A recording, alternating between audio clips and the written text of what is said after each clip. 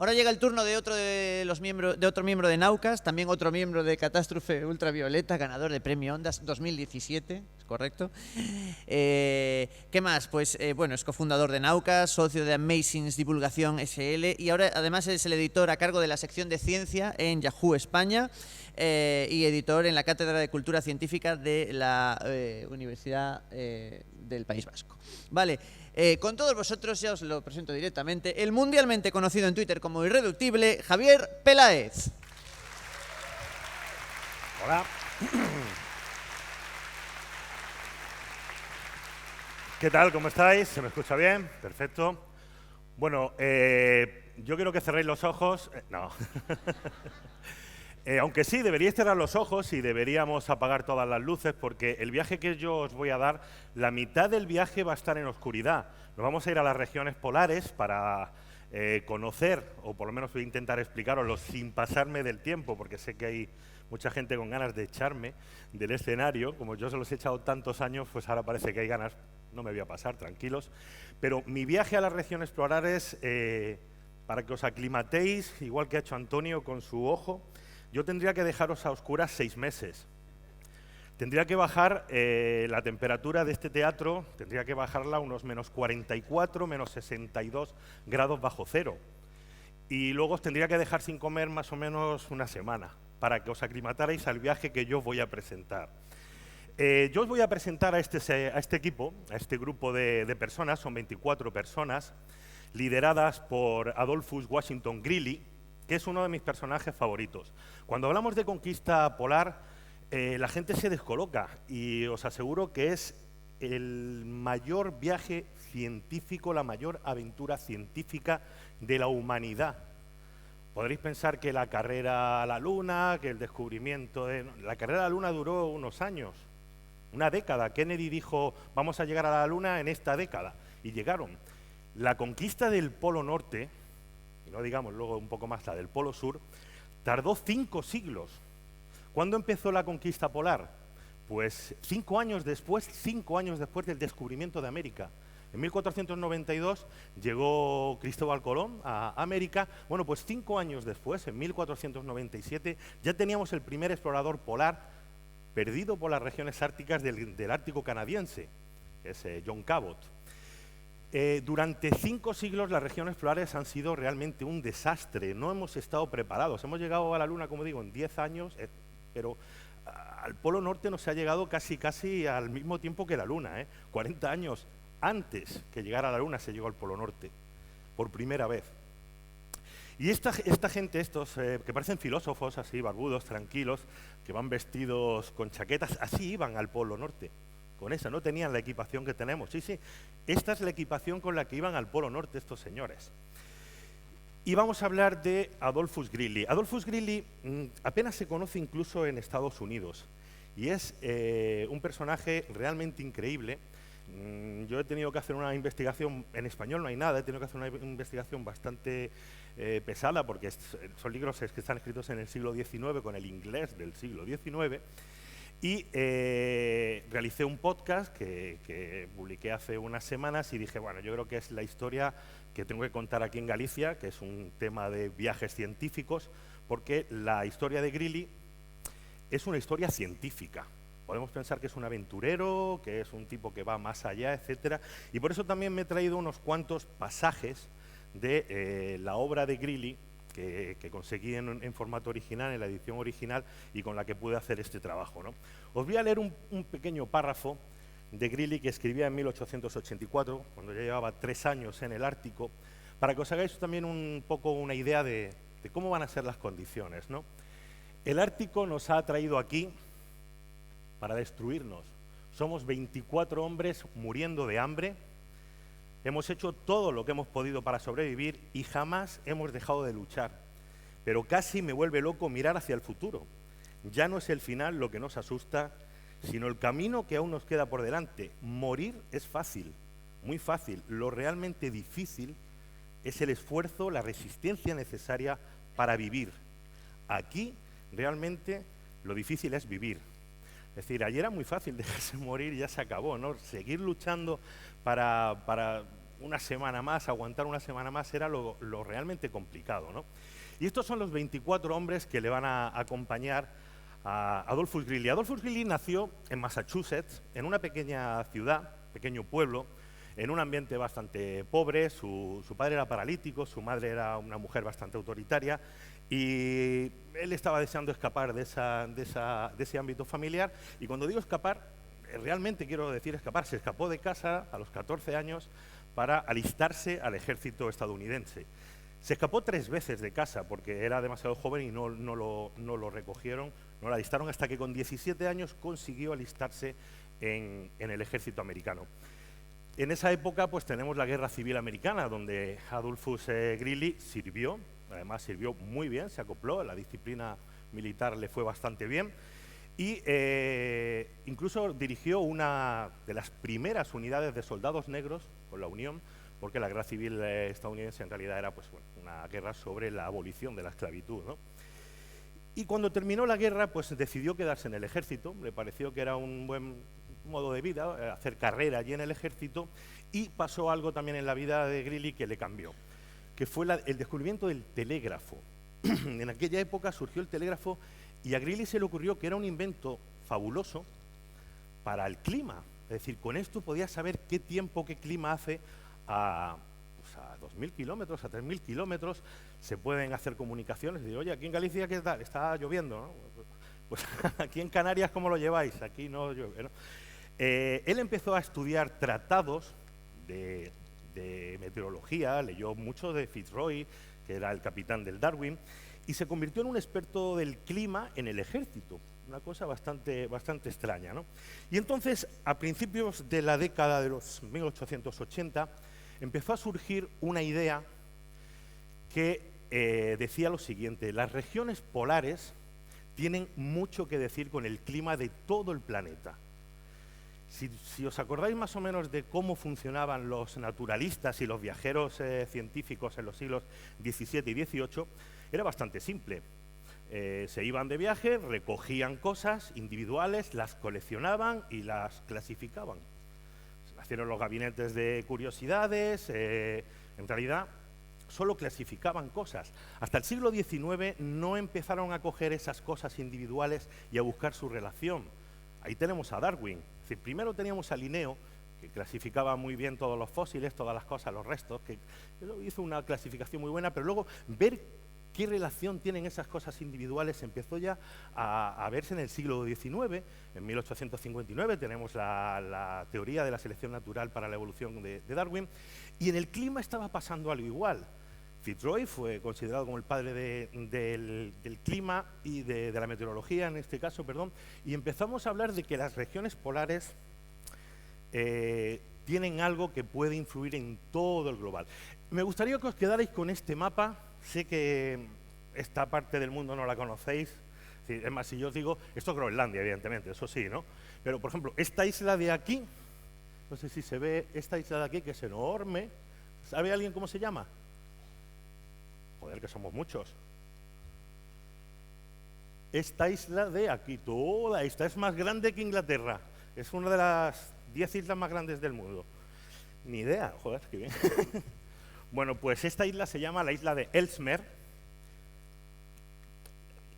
y es donde vamos a... para que os hagáis una idea, el paso del noroeste es todo esto. Este es el estrecho de Lancaster, por aquí es donde entró los barcos de Franklin, que ahora está de moda con la serie de Terror. Es por aquí, el estrecho de Lancaster. Todo este canal... la bahía de Baffin, este cañal es el Smith Sound, sube hacia arriba, para que veáis. Aquí se perdió Franklin y las pasó muy putas en estas latitudes. Pues nosotros nos vamos a mover hasta aquí. Y, vale. Y os voy a leer también un pasaje, el título de un libro os voy a leer para que os hagáis una idea. El título del libro es un título del siglo XVI, o sea, tranquilos, ¿no?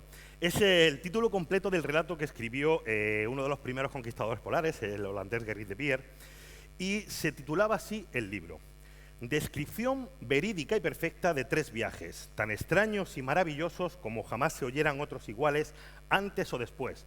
realizados en 3 años sucesivos por barcos de Holanda y Zelanda a las costas norte de Noruega, Moscovia y Tartaria, hacia los reinos de Katia y China. Él estaba intentando buscar el paso del nordeste, hacia allá. Este es el paso del noroeste, pues hacia allá. Sigo con el título,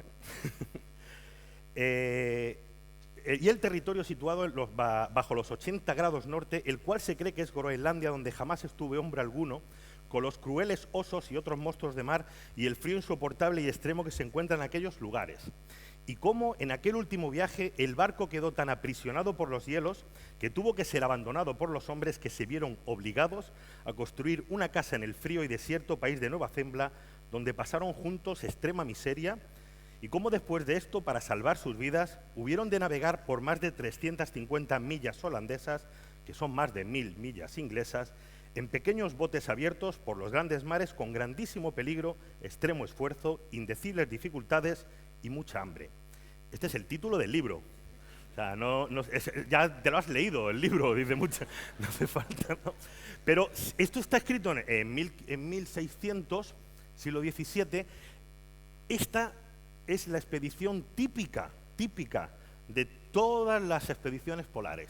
Llegan unos señores que se creen que están muy preparados, van en un barco, el barco queda aprisionado por los hielos, se tiran 2 años esperando a que llegue, allí no hay nadie que llegue para rescatarlos. El Apolo 13 tenía la radio para decir: Houston, tenemos un problema. Esta gente no tenía radio. Se quedan en esas inmensidades de ahí perdidos. El hielo, pues un día, ¡plaf!, corta el barco en la mitad, se hunde el barco y se quedan allí. Recordemos que estamos en el Polo Norte. Groenlandia, por ejemplo, sí, es tierra firme, pero todo esto que está congelado es mar. Y se quedan así en un trozo de 4 metros de espesor de hielo, que cuando llega el verano empieza a hacer plop, plop, plop, plop, y te hundes y te vas al mar. Y entonces te tienes que montar en los botes y te pones a remar, a remar, a remar, y hasta que llegas aquí, una vez empujas. Ese era más o menos lo que pasaba en todas las expediciones. Aquí vamos a hacer una cosa diferente. Aquí querían cambiar, querían hacer la primera base ártica en el Polo Norte. Y por eso nos tenemos que ir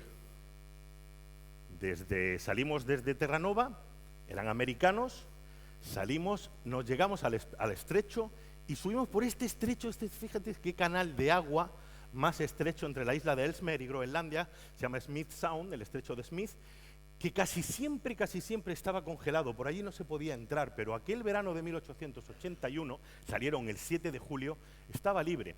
Y la idea era que un barco, ahora sí, el Proteus, les llevaba hacia arriba, les dejaba en los 80, en realidad la idea no era dónde, sino donde nos deje el hielo, ¿no? Donde podamos llegar más arriba. Y les dejó bastante arriba porque no había casi hielo, les dejó en el 81 grados, 45 grados norte, eso está a unos 1000 kilómetros más o menos del Polo Norte, de los 90 grados. Este era el barco, les dejaba allí, les dejaba provisiones, les dejaba madera para que se hicieran allí una base polar. Este fue el primer refugio que empezaron a construir y el barco se iba. Les dejaba comida y allí sin radio, si veis la ropa, pues es más o menos la que os hemos ido contestando, y ellos se empezaron a construir sus instalaciones. Aquí tenemos todo esto. Esto es una cosa que quiero dejar desde el principio, aunque ya lleve casi 15 minutos, me voy a pasar. Lo quiero dejar muy, muy, muy claro. No importa lo que os voy a contar a partir de ahora, todos los días, absolutamente todos los días, estos 24 hombres recogieron datos científicos, temperatura, de viento. No importa lo que os cuente, no importa que se muera gente, no importa que se vaya quedando gente, no importa que se suban a un iceberg. Todos los días cogían 250 datos diarios de temperatura, de espesor de hielo, de presión atmosférica, etcétera, ¿no? Y esta era pues la tienda de Greely, con una cosa secreta que querían con esa bandera que os contaré ahora. Y este es el mapa de Fort Conger, que es el campamento donde supuestamente iban a hacer la primera base en el Ártico. ¿Cómo salió aquello? Bueno, el primer invierno, me voy a dar un poquito de marcha, luego si queréis comentamos o me hacéis preguntas de tal, porque todavía no me he pasado 15 minutos. El primer invierno, no vamos mal. El primer invierno, la verdad es que pasó bastante bien. Eran militares, se habían recogido como voluntarios. Es cierto que la mayoría eran jinetes, ninguno de ellos había estado en el Ártico nunca, era la primera vez que estaban en el Ártico. Algunos de ellos ni siquiera habían visto el mar y estaban flipando, o sea, aquello eran como niños con zapatos nuevos, aquello les parecía lo más alucinante, ¿no? Hacían, pues bueno, se preparaban para hacer excursiones, etcétera, y el primer invierno pasó más o menos bien, tenían comida, tenían abrigo, estaban flipando con aquello y tenían, como os he dicho, una misión secreta. Era conseguir el Farther North. El Farther North es el récord de latitud, llegar más al norte donde nadie ha llegado. Durante 3 siglos los británicos eran los poseedores del récord de más latitud, de los que más se acercaban al norte, ¿no? Y los americanos querían quitarles ese récord. Entonces, una de las ideas que tuvieron después de pasar el primer invierno, que como os digo lo pasaron más o menos bien, fue intentar llegar y hacer el récord. En ese récord, pues, hicieron 2 equipos para ver, bueno, uno que pasara por la isla de Ellesmere, recordar el mapa, y otro por Groenlandia. Os voy a presentar a 2 personas que se llaman George Rice y David Brainerd, que eran los integrantes de esos 2 equipos que iban a competir entre ellos. Ya sabéis que a los americanos la competencia les funciona para conseguir objetivos. Y esto, bueno, pues esta es la preparación. Esto, por ejemplo, es un saco doble para dormir 2 personas ahí. Y Brainerd lo consiguió. David Brainerd y Rice son 2 personajes increíbles, se presentaban voluntarios a todo, decían, ay, hace falta esto, hay que irse a 1000 kilómetros hacia el norte, yo voy. Y Brainerd lo consiguió y batió el récord de los ingleses. Llevaron la bandera americana que tenían preparada y ha habido muchos engaños en la carrera del Ártico y la guerra polar. ¿Cómo demuestras tú que has llegado allí? O sea, sí, he llegado, podías haber dicho que has llegado 20 kilómetros más. Bueno, pues lo que hicieron fue esto, se les ocurrió tallar en una piedra el logo de la cerveza favorita de Brainerd, que a mí me parece una cosa muy chula, ¿no? Es decir, aquí estoy yo, aquí está mi cerveza y hasta aquí he llegado, ¿no? Y pusieron la bandera y regresaron. Consiguieron el récord, porque en realidad el gobierno americano estaba más esto de ganarle a los británicos, les molaba más que lo de la ciencia, os lo digo desde el segundo. Y la idea del plan original es que les dejaban allí y cada verano llegaría un barco para aprovisionarlos, darles comida, coger cartas, etcétera. No llegó ningún barco porque evidentemente el primer verano habían tenido mucha suerte y no había ningún hielo libre, pudieron llegar arriba, pero el segundo verano aquello estaba lleno de hielos. El mismo barco, el Proteus, intentó salir para llegar a la base y se hundió.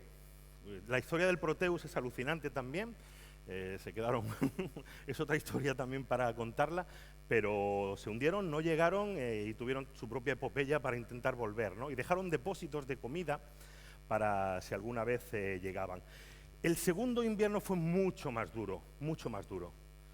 No tenían aquello de 6 meses en oscuridad, con frío, con viento, las cantidades eran cada vez más escasas y está viendo que está pasando el tiempo, empieza a haber casi intentos de motín y Greely decide una cosa que es un poco arriesgada, pero es, vamos a dejar este campamento, vamos a coger botes, igual que hemos visto en todas las estas, vamos a llenar comida y vamos a bajar hacia abajo a ver si, porque las ideas originales es que hubiera algún barco abajo. Muy bien. El 9 de agosto de 1883, después de haber pasado 2 inviernos más o menos bien, la gente pensaba que esto era una locura. Lo habían pasado mal el segundo invierno, pero dejar el campamento, meterse en unos botes, empezar a tirar así, Greely la verdad es que se la jugó. Pero dice, si nos quedamos aquí, aquí no va a llegar nadie, también era cierto. Podemos estar 2 años, 3, 4, 5. Y esto es la vida en el Ártico. Coger 3 botes, poner la comida, empezar a tirar para arriba, a veces navegando, a veces empujando, y Greely se pone enfermo, desaparece, se queda casi todo el rato de la navegación por estas duras aguas escondido, 2 semanas en un saco, sin decir nada, decía que era un hombre de tierra, que había alguien como era George Rice, que sabía algo de botes, que él lo dirigiera y que no le... De repente se levantaba y decía, vamos, os fusilo a todos como no reméis y tal, ¿no? Pero luego se volvía a acostar. estuvo un poco desencajado durante un tiempo. Pero empiezan a bajar y recordáis que hemos salido en agosto. Nos acercamos a septiembre y empieza a haber grandes bloques de hielo, el invierno vuelve a acercarse y cada vez es más difícil y cada vez hay más bloques hasta que al final terminan subiéndose a un iceberg, cogiendo todos los bártulos, 24 hombres encima de un trozo de hielo en mitad de la nada, suben los barcos, suben la comida y se quedan en un iceberg a la deriva, esperando que les llegue el invierno. Y deberían haber muerto. O sea, conoceréis a Shackleton seguro, pero esto es alucinante. 51 días a la deriva encima de un iceberg. Y lo consiguen. Y no muere nadie por ahora. Pero 52, sí, apagar las luces de tal, poneros en frío, lo que queráis. Imaginar lo que es estar en esas regiones 51 días flotando en el hielo y a la deriva, a ver dónde vamos.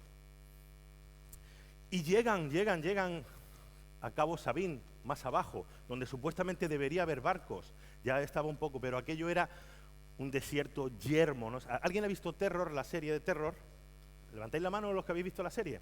Veis que una vez que sales del hielo, está muy bien hecha la serie, aunque es de ciencia ficción, pero una vez que sales del hielo, aquella gente se encuentra con un desierto de piedras puntiagudas, de todo gris, horrible, donde no hay comida, y se les estaba acabando la comida. Empiezan a comer todo, absolutamente todo lo que pasa por sus manos. Musgos, líquenes, la cera de las velas se las comen.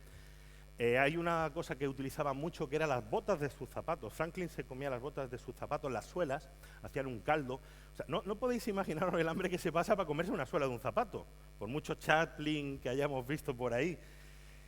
Y empiezan a prepararse para el tercer invierno. El tercer invierno va a ser el más duro de todos.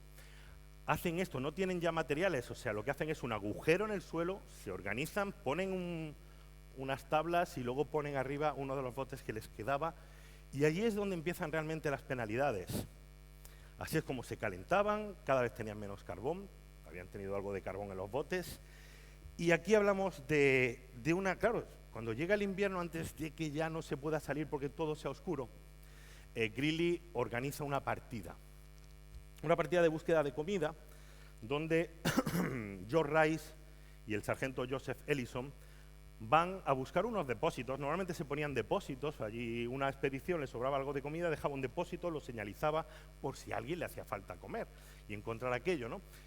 Y aquí es algo alucinante porque se tiran andando 7 días, una semana, y consiguen encontrar un depósito de comida, 150 libras de carne que habían dejado unos británicos, mucho más abajo.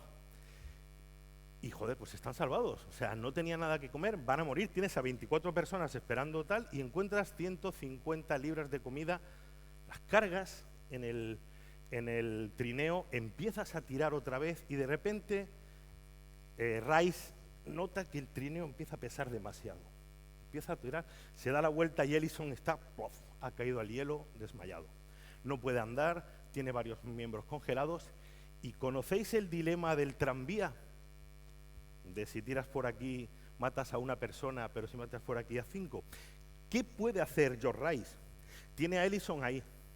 No puede cargar con los dos. O sea, el Ártico te pone también en situaciones físicas, pero también en situaciones psicológicas muy jodidas. Tienes a tu compañero en el suelo y tienes 150 libras que significan la salvación de tus 23 compañeros que quedan. ¿Qué haces?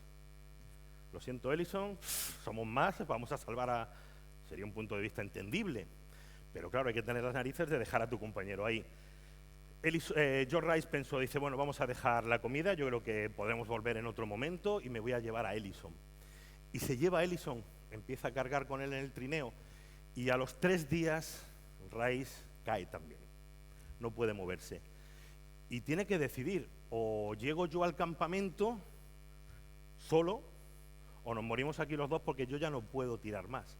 Habían tardado una semana, frescos, sin carga, de vuelta iba a ser peor.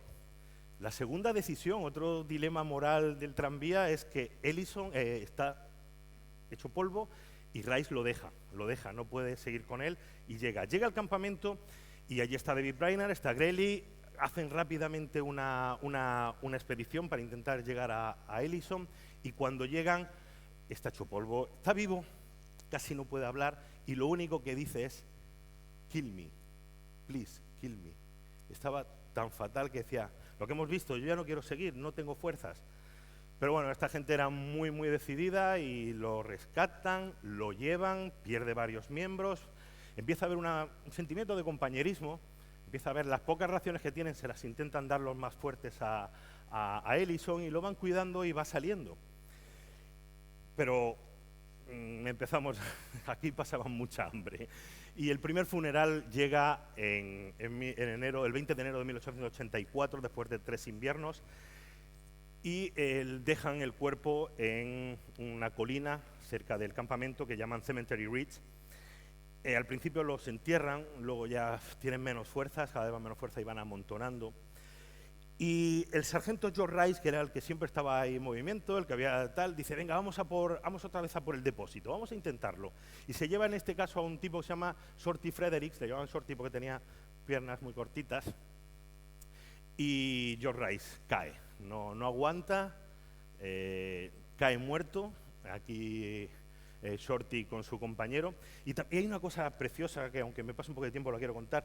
Lo iba a dejar a George Rice, lo iba a dejar allí, porque ya no podía, se iba a volver, se volvió, estuvo como 7 horas intentando andar y buscar en una tormenta infernal, y esta gente, Fredericks dijo, no puedo dejar al tío más valiente que he conocido así, y volvió por él a enterrarlo.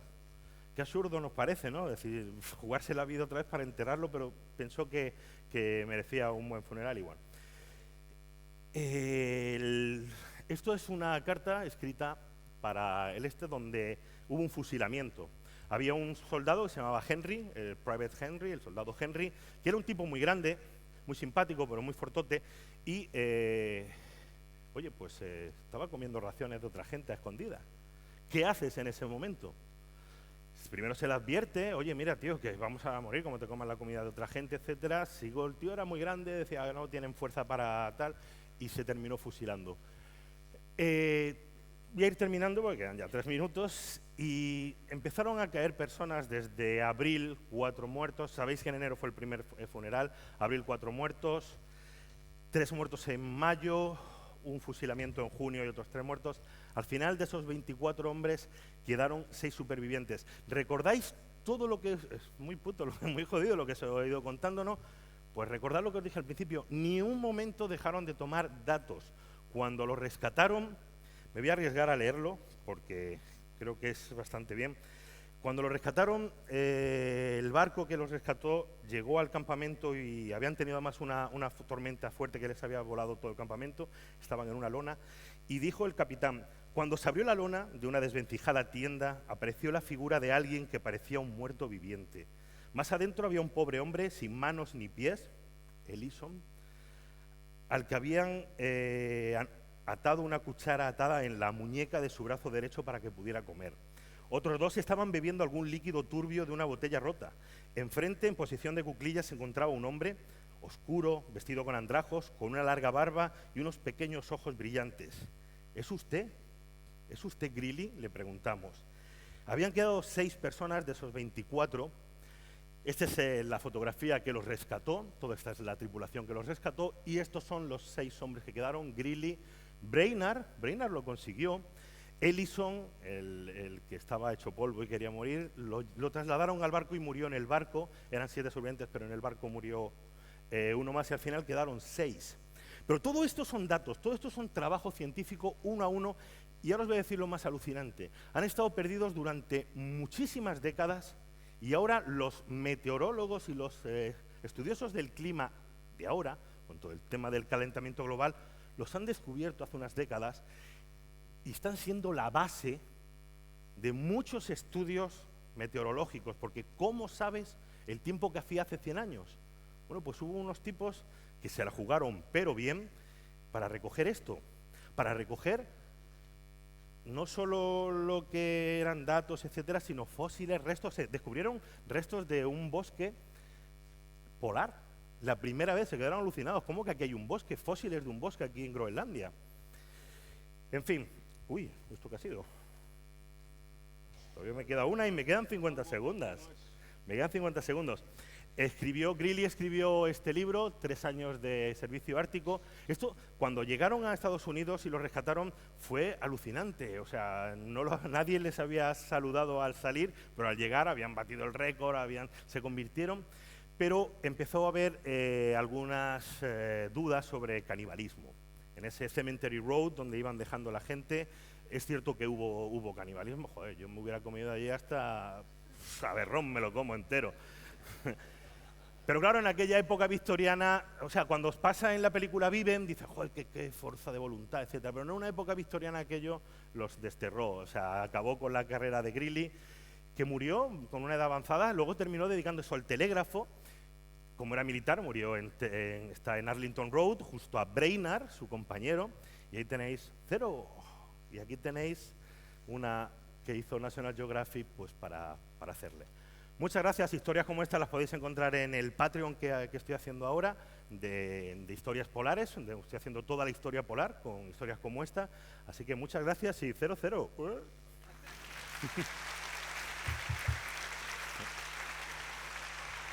Pues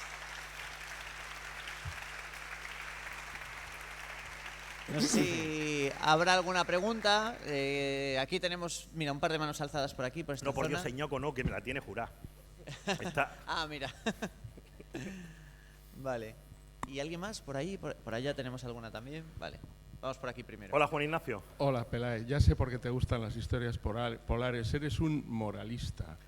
Sí. Estos son fábulas morales, todas ellas. Esto es una pregunta. ¿No había animales? No había animales. ¿No había osos polares? ¿No había focas que pudieran cazar? No. Primero, el Polo Norte, olvidaron los pingüinos, evidentemente, que están en el otro lado.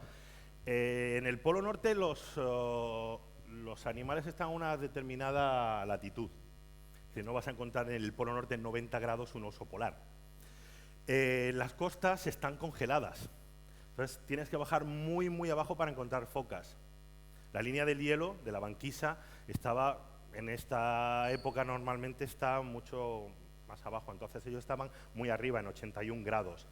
En realidad, si ves Terror, si ves la serie, ves que es que está muy bien hecha la serie, por lo menos ambientada. Están en un desierto, están en una especie de Sáhara frío.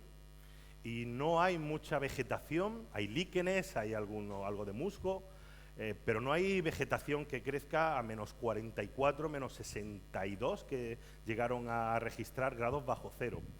Entonces no hay mucha. Y luego, sobre todo, ellos están metidos en el campamento, están a oscuras cuando ya llega el invierno. En verano sí hay algo más, pájaros que quedan congelados y caen, algún insecto, etcétera. Para alimentarse más o menos dan, y comieron bastantes pájaros congelados, por lo que leí. Pero en esa época donde ya empieza el invierno, que es donde tienes que hacer acopio, son 6 meses de oscuridad, vientos. Tienen registrada una tormenta que les dejó dentro del campamento sin poder salir, con vientos de 125 kilómetros por hora, durante todo el mes de febrero de 1883. Todo un mes sin poder salir. No es que haya o no haya, es ¿puedo llegar yo y salir del campamento también? ¿Estoy en condiciones? Caían, yendo a buscar depósitos, caían como moscas, ya has visto. Y bajar tan abajo, donde se pueda encontrar algo de fauna para cazar, era muy, muy difícil. Bueno, no sé tan difícil. No sé si había alguna más por esta zona. Allí. Sí, Javier, cuando se viaja hacia los polos, las brújulas empiezan a hacer cosas raras. ¿Cómo podían hacer? Bueno, había brújulas. En esta época, el polo norte magnético no coincide con el polo norte geográfico. También es una expedición polar. Amundsen trabajó mucho en magnetismo y eso más o menos lo tenían controlado. Hay otras referencias, no solo la brújula, temas de estrellas, llevaban siempre un astrónomo. Todas las expediciones científicas del polo, igual que las naturalistas normales, las del polo también llevaban astrónomos. Os he puesto una foto de una de las auroras que hacían, etcétera. No tenían problema. Había más problema con los mentirosos, fíjate. Es decir, si os digo quién llegó primero al Polo Sur, todos lo sabéis, me imagino, ¿no? Amundsen, ¿no? Le ganó a Scott, eso más o menos. Pero ¿quién llegó primero al Polo Norte? Joder, qué auditorio más flojito, ¿eh? al Polo Norte. ¿Quién fue el primer tío en el Polo Norte? Neil Armstrong en la Luna, pues en el Polo Norte fue. Pues ese es un problema también, no os preocupéis, era una pregunta trampa. Es muy complicado saber porque había grandes mentirosos, o sea, que decían que habían llegado a los 87 grados y no habían llegado. Peary, que es el que sale en la Wikipedia como ese, fue un mentiroso, no tanto como otro que tenía rivalidad, que era Frederick, pero que ese sí que mintió. Y durante mucho tiempo hemos creído que el primer hombre que llegó al Polo Norte era Peary, pero es falso, no llegó. O sea, además se quedó bastante lejos, 100 y pico kilómetros. El primer hombre en llegar al Polo Norte fue Amundsen, también, en un dirigible con Nobile. Amundsen fue el primero, os voy a dejar alucinados ahora. Amundsen fue el primero en llegar al Polo Sur, Amundsen fue el primero en sobrevolar o llegar a alcanzar el Polo Norte, y Amundsen fue el primero en hacer el paso del noroeste. Es un crack Amundsen, algún día hablaré de él. Ganó los 3 grandes premios. Ganó Sí, el de... hubo luego un sueco que hizo el nordeste, pero los 3 fuertes los hizo Amundsen, el fucking master. Creo que por allí, por aquella zona, aprovecho mientras llega el micrófono para deciros que ya somos segundo trending topic por debajo de Feliz Sábado. Que también lo estamos haciendo nosotros. A los... Bueno, pues espero que... vale, sí, hay más. En la expedición original de estas 24 personas había ilustradores, quiero decir, dentro de... Había un fotógrafo, Rice. Un fotógrafo, sí, porque tenía curiosidad por las ilustraciones que aparecen ahí. Sí. ¿Se hicieron a partir de las fotografías que se tomaron? Sí. Vale. Sí. Gracias. Había fotografía en esa época, no había problema. El problema era pasarlo a libro. Entonces era más barato coger esa fotografía y hacerla en una ilustración que publicar la fotografía real en un libro, salía muy caro. Entonces normalmente, hasta un poquito más tarde ya, con otras expediciones, lo que se llevaba era un fotógrafo. De hecho, Shackleton, las fotos que se hicieron casi mueren por... Era una cosa muy, muy preciada, casi mueren por salvarlas. El fotógrafo de Shackleton y otro fotógrafo. Se lleva un fotógrafo y luego los libros que yo compré la primera edición original de 3 años.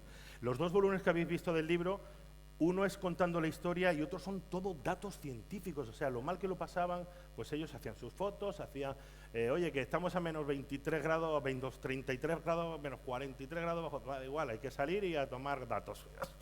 Allí, joder, datos, presión atmosférica, etcétera. Y con las fotos igual y luego las pasaban a ilustraciones. ¿Alguna más? Me pareció que había por aquí... Ah, mira, aquí este chico de aquí. Dijiste que había solo 24 personas, sí. ¿no? Y pues en las ilustraciones que aparecieron había más, al menos en una. Sí, bueno, pues también había comandantes, que es igual que aquí. Nos hacemos la foto Naucas y siempre viene algún político, algún amigo, algún no sé cuánto y tal, ¿no? Eran 24 personas y en la foto original estaban... No, hay menos, en la primera original hay 22. Y luego hay otras que sí tienen un poco más, pero bueno, ya sabes, se te junta gente. La expedición original que viajó, porque luego también el capitán del Proteus, que es el del barco, ¿es de la expedición o no? Porque en realidad llegó y se fue. Y los dejó allí, pero también salen algunas fotos. De todas las fotos que yo he visto, salen algunos cuantos, pero la original son 24. Me puedo equivocar a lo mejor y si me falta uno, pero yo conté 24 y bueno, pues estudié además más o menos cada uno. Estabas ahí... Y luego murieron, se quedaron 6, o sea que el porcentaje de supervivencia no era muy halagüeño. Muy bien, no sé si hay alguna más. Mira, por aquí. Bueno, aquí. Se está concentrando las preguntas. Bueno, enhorabuena por la charla. Gracias. Primero, no me quedó muy claro cómo contrastaba Inglaterra que ellos habían llegado allí, porque bueno, yo dejo allí una piedra, pero después cuando llego les digo, allí dejé una piedra, podéis ir a mirar. Eso primero. Y después una cosa muy rápida, era sobre... comparaste con la expedición del Shackleton, y en la expedición del Shackleton se tuvieron que ir desprendiendo de muchas cosas para poder llegar. Y me llama la atención que no se planteasen desprenderse de los aparatos científicos que no eran básicos para la supervivencia, como puede ser pues, un termómetro o un anemómetro. Dejarlos atrás y tal, ¿no? Claro, porque digo, tú tienes que cargarlos y si no puedes cargar casi con la gente, ¿cómo sigues cargando con todo ese instrumental o con los libros o con las ilustraciones? Bueno, las dos preguntas muy rápidas. La primera era... ¿Cómo llegaban? Vale, sí. Normalmente los tanto Scoresby como Smith, como etcétera y tal, describían lo que veían en sus diarios de a bordo. Eso era una... Pues aquí hemos visto una montaña y un saliente, etcétera, y luego se contrastaba. Y solían poner unas cosas que se llamaban cairns, que eran unos mojones de piedra, diciendo, aquí hemos llegado, ¿no? Entonces, durante 3 siglos, los que más lejos habían llegado eran británicos, casi siempre la armada eran los que llegaban, y normalmente dejaban un cairn. Estos americanos eran más chulos y pusieron el logo de una cerveza esculpido en una roca allí, ¿no? La segunda pregunta es muy interesante. ¿Por qué no iban dejando todo el material científico? Lo escribe, y casi no me lo he traído, pero es alucinante. Hay un momento de la expedición donde ellos empiezan a caer y consideran que si van a morir todos, lo que van a encontrar de ellos, su legado, son los datos científicos. Entonces, no quieren abandonar ni un momento todo el trabajo científico, porque es el legado que van a encontrar. Es decir, cuando nos encuentren, lo decía Greely, cuando nos encuentren aquí muertos, a todos, porque el barco de la expedición pensó que estaban ya todos muertos cuando recogieron a los 6 que quedaban, no hubieran durado más de 48 horas, dijo el médico del barco. Querían que su legado, lo que se viera, fuera su trabajo científico. Y no renunciaron a eso ni en el peor momento de la expedición. Como legado, decir, esto va a ser el trabajo. Cuando nos mueran aquí, ¿qué van a ver? ¿A 6 tíos muertos de hambre? No, van a ver a 6 tíos disciplinados del ejército, trabajadores que han hecho un trabajo científico estupendo. Lo pensaron como legado, decía. Pues muchas gracias a todos, espero que os haya gustado este pequeño historial. Bueno, muchas gracias.